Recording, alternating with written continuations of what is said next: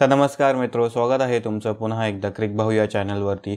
आणि आज आपल्या या व्हिडिओमध्ये आपण T20 वर्ल्ड कप 2024 जे होणार आहे त्याबद्दल बोलणार आहोत। तर नुकतंच ICC ने जे T20 वर्ल्ड कप होणार आहे 2024 मध्ये त्याचं ग्रुप स्टेजचे जे ग्रुप्स आहेत ते अनाउन्स केले आणि ते अनाउन्स केल्यानंतर जेव्हा ते मी ग्रुप्स बघितले किंवा आपणही बघितला असेल, आपल्यालाही माहिती असतील ते ग्रुप्स कोणते आहेत आणि कोणते नाहीत। कुठेतरी पार्शियलिटी केल्यासारखं किंवा थोडंसं लॉजिक बाजूला ठेवून ग्रुप्स बनवल्यासारखं वाटतं। जेव्हा आपण ते ग्रुप्स बघू किंवा तुम्ही जर बघितला असेल तर ते तुम्हाला माहितीच असेल, थोडंफार समजलंच असेल। T20 वर्ल्ड कप मध्ये 20 टीम्स आहेत, जे की खूप चांगली गोष्ट आहे। क्रिकेटच्या कोणत्या तरी ICC टूर्नामेंटमध्ये भरपूर सारे टीम्स आपल्याला बघायला भेटतात। युगांडा जशी की एक टीम आहे ती पहिल्यांदाच T20 वर्ल्ड कप साठी क्वालिफाय झालेली आहे।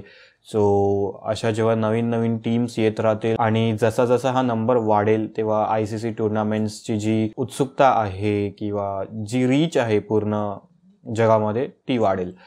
तर आपण आपल्या टॉपिक वरती परत येऊया की स्टेजचे जे ग्रुप्स डिवाइड केले गेले आहेत ते का पार्शियल असल्यासारखे किंवा काही टीम्सकडे झुकतं माप असल्यासारखं का वाटत आहेत ते एकदा आपण बघून घेऊया। तर सर्वात पहिले हा जो 20 टीम्सचा जो डिव्हिजन आहे ते 4 ग्रुप्समध्ये केला आहे। एका ग्रुपमध्ये 5 टीम्स असणार आहेत आणि पहिला जो ग्रुप ए आहे त्यामध्ये जे 5 टीम्स आहेत ते आहे कॅनडा, आयर्लंड, USA आणि बाकीच्या 2 टीम्स आहेत इंडिया आणि पाकिस्तान। सो सरळ आपण जेव्हा हा ग्रुप बघतो तेव्हा समजून येतं की नेक्स्ट जो स्टेज आहे म्हणजे सुपर 8 चा जो स्टेज आहे तिथे कोणत्या टीम्स पोहोचणार। अर्थातच त्या असणार आहेत इंडिया आणि पाकिस्तान। तर आपण दुसऱ्या ग्रुपकडे वळूया जो आहे ग्रुप बी। या ग्रुप बी मध्ये टीम्स आहेत नामिबिया, ओमान, स्कॉटलंड, ऑस्ट्रेलिया आणि इंग्लंड। तर हा जो ग्रुप बी सुद्धा जेव्हा आपण बघतो तेव्हा आपल्याला सरळ जर आपण क्रिकेट फॉलो करत असाल आणि क्रिकेटचे फॅन आहात, ऑफकोर्स जर तुम्ही हा व्हिडिओ बघताय तर तुम्हाला क्रिकेटबद्दल माहिती आहे, क्रिकेट टीम्स बद्दल माहिती आहे, तर सरळ ऑस्ट्रेलियाबद्दल किंवा ऑस्ट्रेलिया क्रिकेट टीम बद्दल तर काहीच बोलायला नको। तो जो ऑस्ट्रेलिया क्रिकेट टीमचं नाव घेतलं की जे आठवतं 2023 चे final. So Australia cricket team बद्दल बोलायलाच नको, कारण का ती टीम तर क्वालिफाय होणारच आहे, ती तर सेमीफायनललाही पोहोचू शकते, फायनललाही जाऊ शकते, ते चॅम्पियन्सही होऊ शकतात। सो ऑस्ट्रेलिया टीम बद्दल काहीच बोलायची गरज नाहीये। दुसरी जी टीम आहे ऑफकोर्स या ग्रुपमधून जर दुसरी कोणती टीम क्वालिफाय होऊ शकते ती आहे इंग्लंड। इंग्लंड ऑफकोर्स जो ODI वर्ल्ड कप झाला 2023 मध्ये खूप खराब परफॉर्म केलं इंग्लंडने, बट T20 मध्ये अजिबात अंडर एस्टिमेट करून नाही चालणार या टीमला किंवा परत ते खराब परफॉर्म करतील असं नाही अपेक्षा ठेवू शकत, बिकॉज T20 मध्ये एक भलतीच आणि एक वेगळीच टीम होऊन जाते ही इंग्लंडची टीम। पण या ग्रुपमध्ये एक सरप्राईज पॅकेज आहे।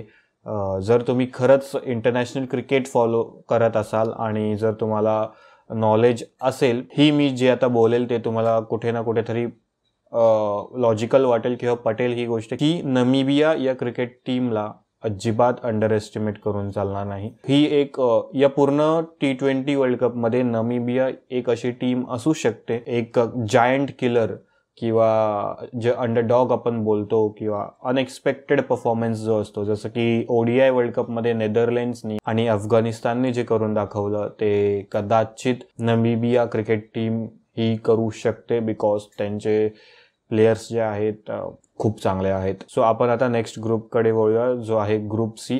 तर आता जे आता पुढचे आपण 2 ग्रुप्स जेव्हा बघू ना, ज्या टीम्स आपण बघू आणि ज्या प्रकारे टीम्स ज्या प्रकारे या टीम्सना अरेंज केले आहे या 2 ग्रुपमध्ये सरळ दिसण्यात येतं ग्रुप ए आणि ग्रुप बी मध्ये काहीच त्रास नाहीये कोणत्या टीमला। 4 टीम्स सुपर 8 पैकी 4 टीम्स तर ऑलरेडी फिक्स्ड आहेत आणि नंतर बाकीचे जे ग्रुप सी आणि ग्रुप डी आहेत त्याच्यापैकी 6 ते 7 टीम्स बाकीच्या 4 पोझिशन ज्या आहेत सुपर 8च्या त्यासाठी लढणार आहेत।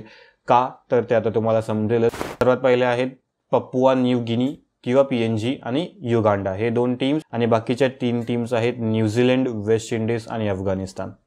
सो या तिन्ही टीम्स खूप T20 मध्ये जेव्हा आपण येतो तेव्हा खूप खतरनाक टीम्स आहेत ॲक्च्युअली। न्यूझीलंडला आपण काय बोलू शकतो, जर मागच्या 1-2 दशक जर आपण मागे गेलो ICC नॉकआउट्समध्ये किंवा ICC टुर्नामेंट्समध्ये, जर एक व्हाईट बॉलमध्ये जर एक कोणती टीम असेल अशी जी खरंच एक ICC ट्रॉफी डिझर्व करते तर ती आहे New Zealand. One of the best teams. Ken Williamson one of my favourite players. आपल्यालाही केन विल्यमसन खूप आवडत असेल जर तुम्ही केन विल्यमसन आणि न्यूझीलंड क्रिकेट किंवा इंटरनॅशनल क्रिकेट फॉलो करताय तर. सो न्यूझीलंड या टीमकडून आपण त्यांना आता अंडरडॉग बोलण्याची वेळ गेलेली आहे. ते अंडरडॉग नाही आहे, ते giants of the ICC tournaments आपण बोलू शकतो. बट यावेळेस मला असं वाटतंय की न्यूझीलंड सुपर 8मध्ये नाही जाणार.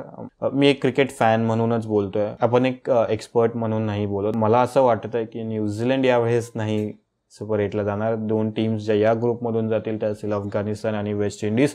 But never underestimate. मी अगेन्स्ट द टाईड जातोय किंवा जो फ्लो आहे त्याच्या ऑपोजिट जाऊन बोलतोय. मला असं वाटतं की न्यूझीलंड नाही जाणार. बट काहीही होऊ शकतं. West Indies I guess. West Indies एक T20मध्ये ना एक अशी टीम आहे ज्या टीमला ना फक्त तेच लोक हरवू शकतात. की जर त्यांचे जे प्लेयर्स आहेत, जे कोणी T20 प्लेयर्स त्यांचे सिलेक्ट होतील आणि खेळतील, ते जर एकत्र मिळून खेळले ना ते वर्ल्ड कप जिंकू शकतात.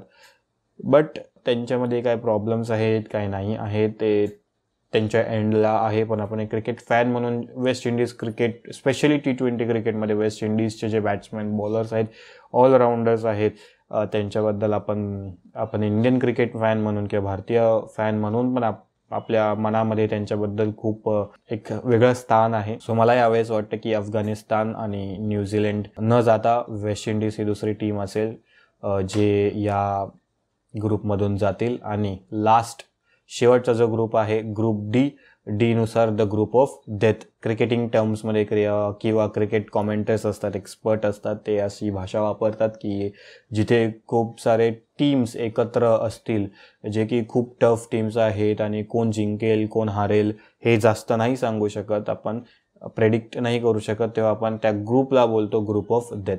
तर हा आहे शेवटचा group D, the group of death. आणि यामध्ये टीम्स आहेत Sri Lanka, south Africa, Bangladesh, Netherlands आणि नेपाळ. तर जर तुम्ही ODI वर्ल्ड कप 2023चा बघितला असेल तर सर्वांनाच माहिती असेल, किंवा मागचा T20 2022चाही बघितला असेल तर तुम्हालाही आठवत असेल की नेदरलँड्सनी 2 वेळा साऊथ आफ्रिकाला हरवलेला आहे. आणि बांगलादेश आणि श्रीलंकामधील जी रायव्हलरी आहे एशिया क्रिकेटमध्ये किंवा वर्ल्ड क्रिकेटमध्ये सुद्धा, या 2 देशांमध्ये जी रायव्हलरी मागच्या काही वर्षांमध्ये जी झाली आहे ती सर्वांनाच माहिती आहे. नागिन डान्सवाला जो एशिया कप झाला आणि त्यानंतर जे काही पुढे घडलं, हा आहे ग्रुप ऑफ डेथ. आणि या ग्रुपमधून खूप कठीण आहे म्हणणं की कोण सुपर 8मध्ये जाऊ शकतं किंवा कोणी नाही जाऊ शकत. जसं की मी मागे म्हटलो की ग्रुप A आणि ग्रुप B हे वेगळे आहेत, ग्रुप C आणि ग्रुप D हे खूप वेगळे आहेत. ग्रुप A आणि ग्रुप B जर तुम्ही बघितलं तर आपल्याला माहिती आहे सुपर 8मध्ये कोणत्या 4 टीम्स जाणार आहेत.